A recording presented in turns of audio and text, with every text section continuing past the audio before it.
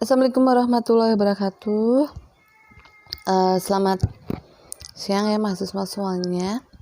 Pada pertemuan hari ini kita akan memasuki materi yang pertama pada mata kuliah Matematika Keuangan 1. Sebelumnya bagaimana kabarnya hari ini mahasiswa semuanya? Semoga mahasiswa semua dalam keadaan sehat, keadaan semangat, tetap fokus untuk mengikuti kuliah daring ini ya.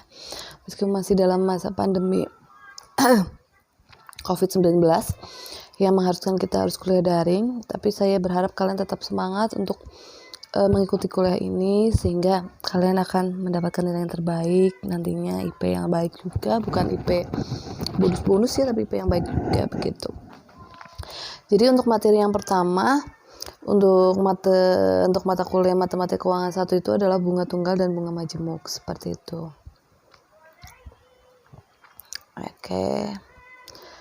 Akan saya jelaskan, mungkin kalian dulu kalau anak SMK ataupun itu kayaknya sudah pernah belajar terkait dengan hal bunga ya, sepertinya seperti itu. Jadi bunga itu bukan suatu hal yang baru ya, pastinya kalian sering mendengarnya, apalagi orang-orang yang sebutannya berkaitan dengan bank gitu. Itu pasti ada bunga. Misalkan bunga itu ada macam-macam ya, tidak cuma bunga itu berkaitan dengan kita hutang ya, ada bunganya, tapi juga saat kita menabung di bank juga kita akan mendapatkan bunga, cuma ya persentasenya kecil. Tapi orang biasanya lebih sering mendengar bunga itu bunga bank, baik itu bunga untuk tabungan. Jadi kadang-kadang nggak usah kasih bunga asli, bunga bank aja gitu. Intinya kan uang ya, terkait dengan bunga dari hasil tabungan kita begitu. Tapi ada juga bunga yang sebutannya untuk saat kita berhutang. Jadi bunga misalkan kita utang di bank berapa ratus juta dalam kurun waktu berapa dengan bunga berapa, itu nanti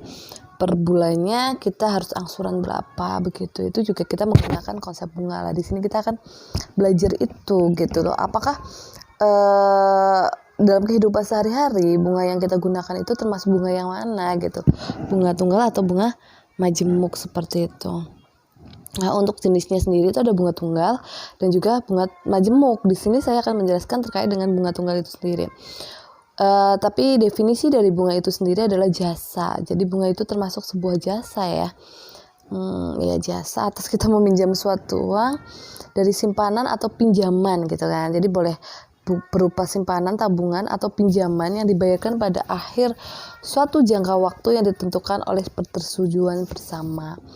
Jadi bunga itu adalah sebuah jasa yang diberikan, jasa dari sebuah simpanan atau pinjaman yang dibayarkan pada jangka waktu tertentu yang sudah kita sepakati. Jadi pastinya bunga itu dibayarkan pada saat jangka waktu yang sudah kita sepakati, setujui dengan pihak yang kita pinjamin atau pihak yang kita simpanin uangnya, baik itu bank, koperasi, dan lain-lainnya. Banyak ya. Jadi terkait dengan tempatnya jasa itu siapa aja, bank atau apapun itu tergantung. Tapi intinya jangka waktu pembayaran bunga itu sudah kita tentukan bersama di awal, seperti itu. Contohnya nih, ada seorang pedagang meminjam uang di bank sebesar 1 juta. Jadi ada seorang pedagang, dia minjam uang 1 juta di bank dengan perjanjian bahwa uang tersebut harus dikembalikan dalam jangka waktu 1 tahun dengan uang pengembalian sebesar 1.200.000. Jadi sudah ditentukan nih, dia utang 1 juta, dia harus mengembalikan 1.200.000. Berarti kan bunganya berapa? 200.000 ya, dan dikembalikan dalam waktu 12 tahun gitu. Jika besarnya bunga dibandingkan dengan jumlah modal simpanan atau pinjaman dinyatakan dalam persen, maka nilai disebut suku bunga dan biasanya dinyatakan dalam P%. Jadi kalau dari contoh tersebut bunganya itu kan 200%, 200.000, berarti 200.000 dari 1 juta itu berapa persen? 200.000 per 1 juta kali 100%, berarti berapa? 20%. Jadi bunga untuk pinjaman tersebut adalah 20% selama 1 tahun. Bayangin, besar banget ya. Utang 1 juta harus bayarnya 1.200.000. Itu kalau utang 1 juta.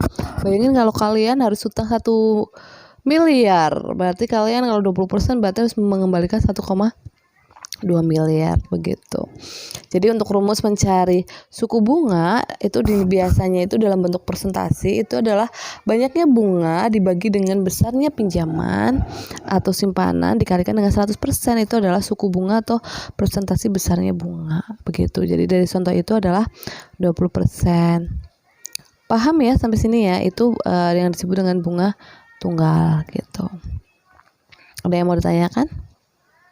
Tidak ada ya. Baik. Selanjutnya juga saya akan melanjutkan. Kalau tadi bunga tunggal, di dalam bunga tunggal itu ada persen di atas 100. Jadi ada persentase di atas 100. Jadi bunganya lebih dari 100%. Persen di atas 100 adalah bentuk pecahan yang selisih antara pembilang dan penyebutnya sama dengan 100.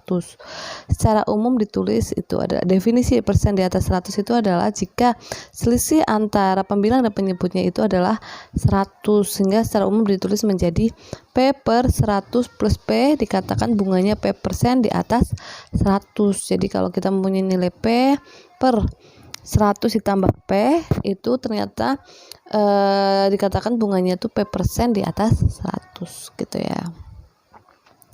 Lah, bagaimana kita menentukan P persen di atas 100 dari model M dapat dilakukan dengan 2 cara.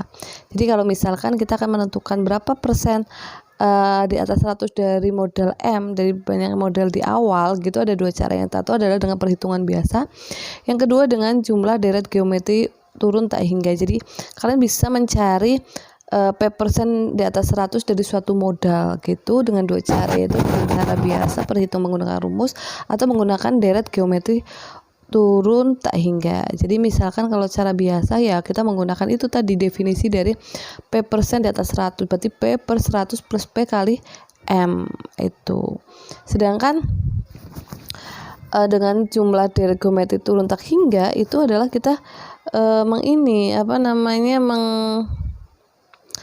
menjabarkan. Jadi P per 100 per P itu sama dengan P per 100 per 100 plus P per 100 ditambah P per 100 per 1 plus P per 100 sampai sama dengan seperti itu ya. Ternyata kalau kita jabarkan kan seperti itu, sama dengan P per 100 per 1 min P per 100 sama dengan P per 100 min P per 100 pangkat 2 plus P per 100 pangkat 3 min dan seterusnya, dimana suku pertamanya adalah P per 100, betul ya, sedangkan rasionya itu negatif, yaitu min P per 100. Jadi dari bentuk P per 100 per P itu bisa dirubah menjadi bentuk deret geometri, yaitu dimana menjadi P per 100 min dalam kurung P per 100 pangkat 2 plus P per 100 pangkat 3 min seterusnya, seperti itu. Untuk suku pertamanya adalah P per 100, sedangkan bedanya rasionya karena geometri pakainya rasio itu min P per 100, seperti itu. Contoh nih,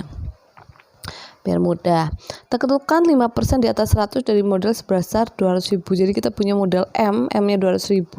Kita akan menentukan 5% di atas 100 dari modal tersebut ya kan. Kalau menggunakan cara pertama dengan perhitungan biasa, ini itu dengan rumus 5 P per 100 plus P kali 200.000 ya, betul ya ini ya.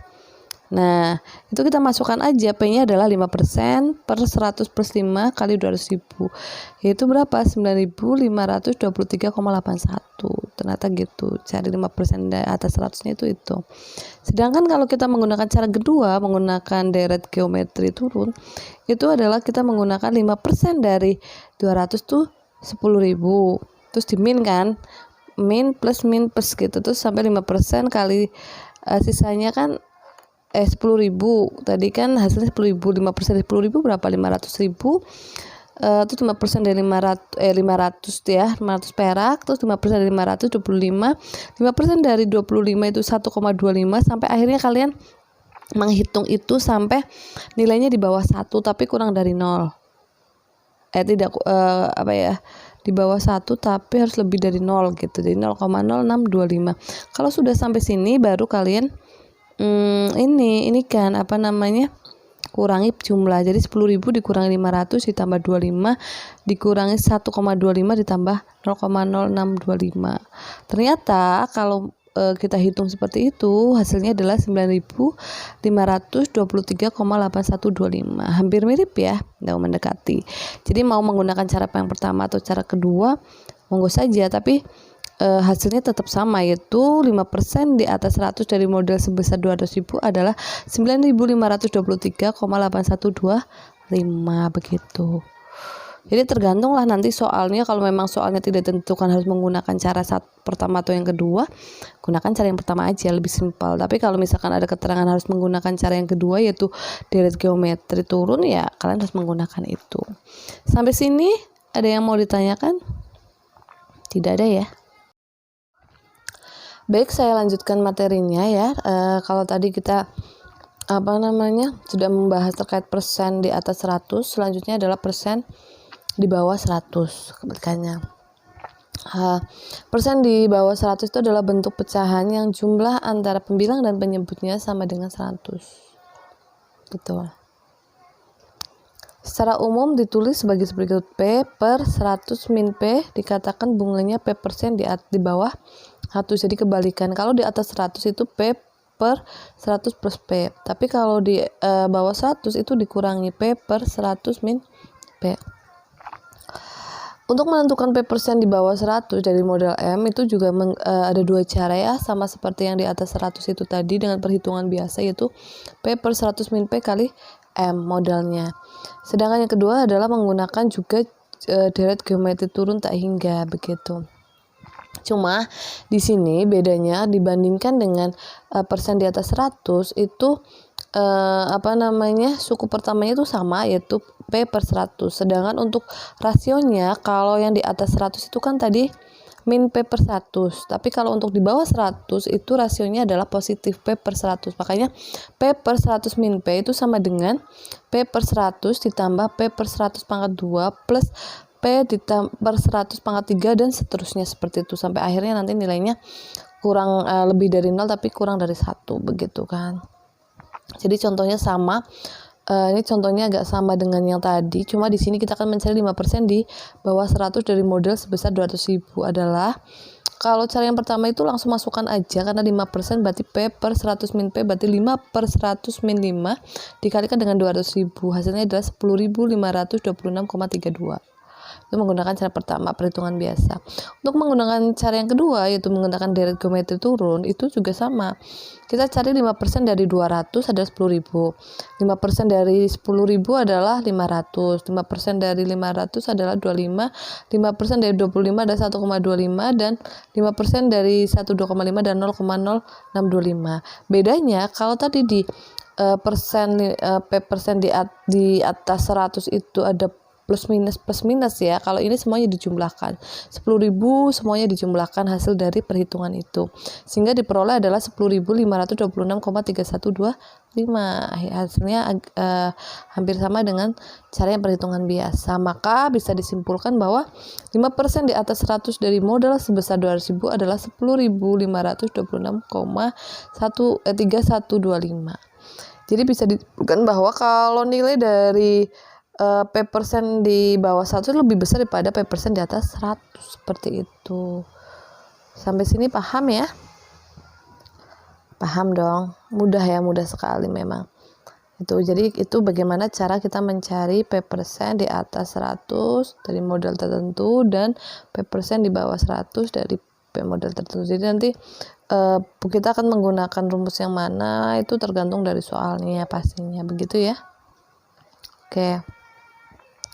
Selanjutnya adalah pengertian bunga tunggal. Bunga tunggal adalah bunga yang timbul pada setiap akhir jangka waktu tertentu yang tidak mempengaruhi besarnya modal. Besarnya modal itu tetap. Bunga tunggal adalah bunga yang timbul pada setiap jangka waktu tertentu yang tidak mempengaruhi besarnya modal.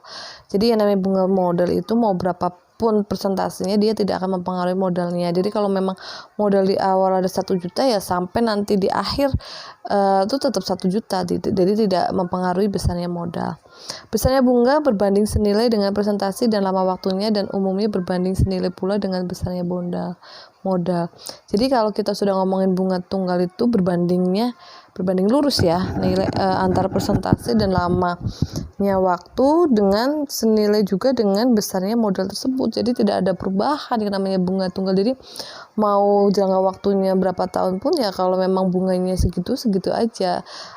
Misalkan iurannya angsurannya segitu ya sampai nanti akhir itu angsuran selesai ya tetap segitu gitu yang disebut dengan bunga tunggal, karena berbanding senilai dengan persentase dan lama waktunya, dan berbanding senilai juga dengan besarnya modal gitu.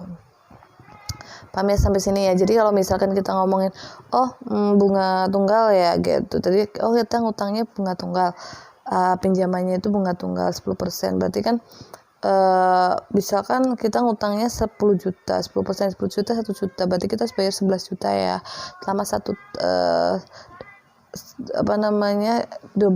bulan lah misalkan. Jadi dikasih waktu 10 bulan untuk melunasi, berarti kan setiap bulannya pas 11 juta dibagi 10, berarti kita angsurannya setiap bulannya adalah 1.100.000. Itu dari bulan pertama sampai bulan ke-10 ya tetap segitu gitu, tidak ada perubahan gitu, namanya bunga tunggal. Jika modal sebesar M dibungakan dengan bunga P% setahun, maka nih ada beberapa ya, jadi bunga itu tergantung itu mau per tahun, per bulan, atau per hari. Jadi tergantung dari nanti soalnya. Jadi bunga tunggal itu akan dihitung tergantung dari yang ditanya kebutuhan kita, apakah bunga itu akan dikenakan per tahun gitu, misalkan 10% untuk 1 tahun, atau 10% untuk per bulan gitu, atau 10% untuk per hari gitu kan, ada tergantung dari kesepakatan dari yang meminjamkan dengan yang meminjam, atau yang disimpanin atau yang menyimpan, seperti itu. Jadi yang pertama, setelah tahun besarnya bunga itu adalah besarnya bunga ya, ini kita mencari besarnya bunga I itu adalah M dikalikan dengan M itu adalah modal di awal, baik itu modal simpanan atau pinjaman, dikalikan dengan persentase bunganya, dikalikan dengan T berapa tahun nih gitu. Itu tuh besarnya tahun dikalikan dengan tahun, apakah 1 tahun, 5 tahun, apa 10 tahun, T-nya itu. Sedangkan kalau setelah bulan, hitungan per bulan ya kan, jadi kita akan mengetahui bunga per bulan. Kalau tadi kan bunga per tahun, kalau ini bunga per bulan.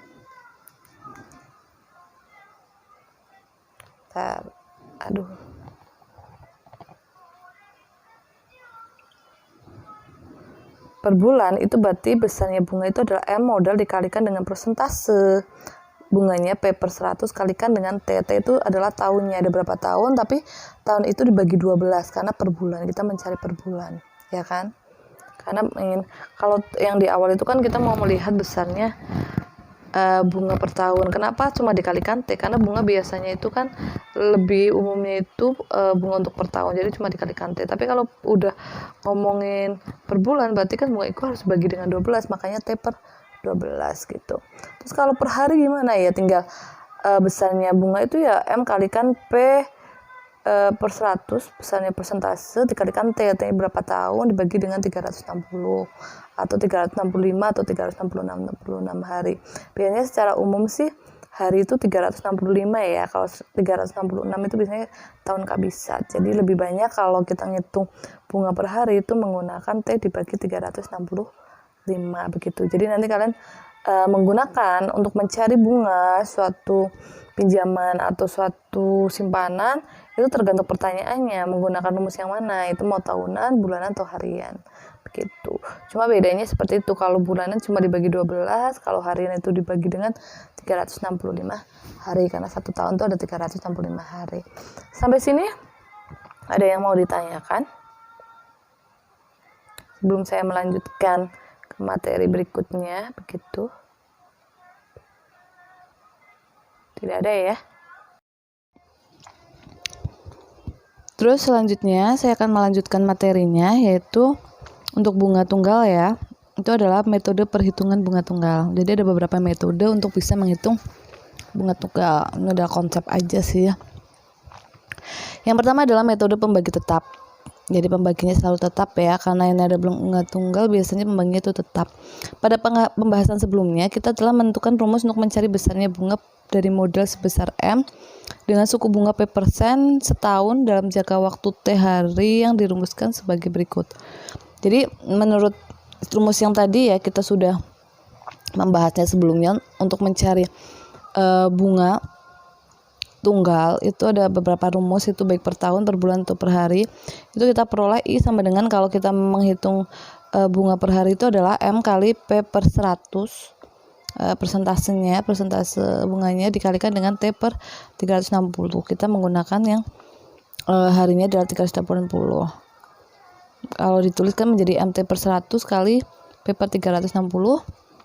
Jadi kalau perkalian itu dirubah menjadi pembagian kan menjadi dibalik ya, yaitu MT per 100 dibagi dengan 360 per P. Kenapa jadi 360 per P? Karena yang tadinya kali menjadi bagi. Secara tidak langsung ini menjadi sebuah bentuk pembagian, ya enggak?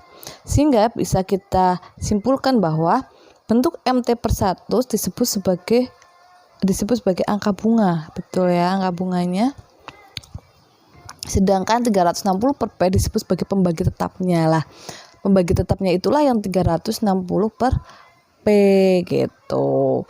Maka rumus bunga tunggal di atas menjadi I, yaitu angka bunga. Angka bunga itu adalah MT per 100 dibagi dengan pembagi tetapnya, yaitu 360 per P. Maka disebut dengan metode pembagi tetap, karena di sini kita menyederhanakan rumus awal menjadi rumus I, yaitu angka bunga dibagi dengan pembagi tetap.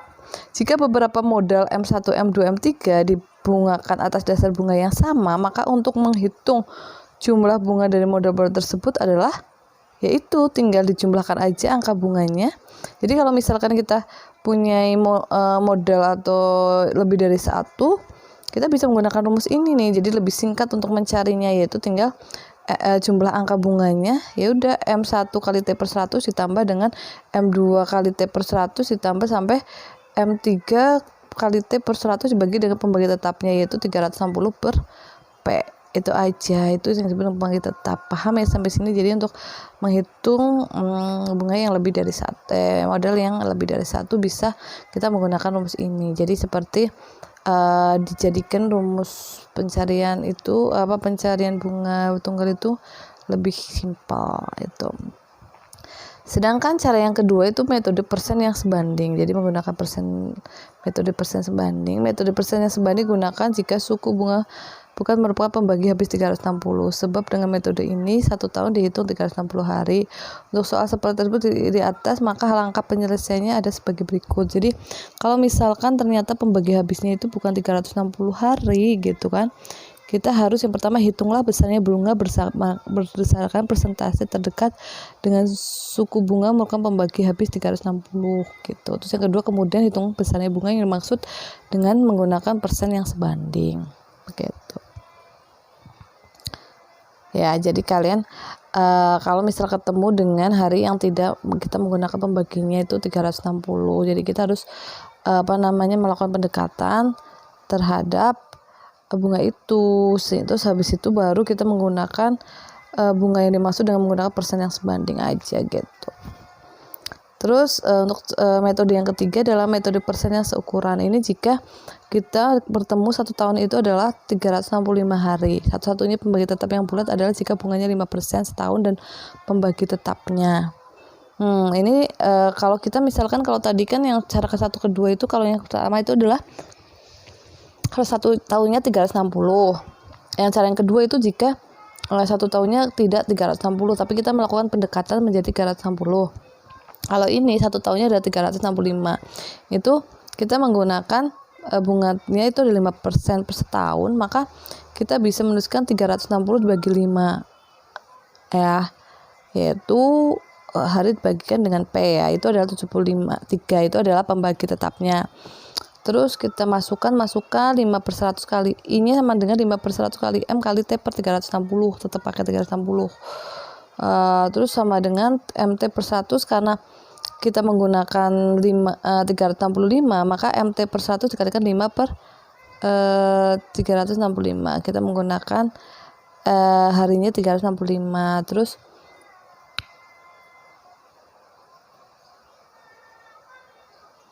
salah ya. Sorry, ini di depan itu salah, bukan 360 tapi 365 ya. 365 dibagi 5 itu 75. Sorry. Ini juga, jadi itu ada kesalahan, 360-nya diganti 365. Terus 5/365 itu kan 1/73 ya, sehingga kita peroleh dibagi 100 per dijadikan satunya 100, jadi MT per 10.000 dibagi 100 per 75, sehingga kita bisa merubah bentuk itu menjadi 100 per 75 itu sama dengan 1 plus 1/3 plus 1 per 30 plus 1 per 300, sehingga besarnya bunga 5% itu sebanding dengan MT per 10.000 dikalikan dengan 1 plus 1/3 plus 1/30 plus 1/300, karena di sini kita menyamakan 100 per 73 itu sama dengan 1 plus 1/3 plus 1/30 plus 1/300 gitu. Itu sebagai pembanding membagi tetapnya, seperti itu. Paham ya sampai sini? Jadi kalau kalian ketemu dengan bunga per hari yang 1 tahunnya 365 hari, kalian menggunakan rumus ini. Dan ini juga satu-satu bagi tetap yang bisa digunakan adalah jika bunganya itu adalah 5%. Sampai situ paham ya? Ada yang mau ditanyakan?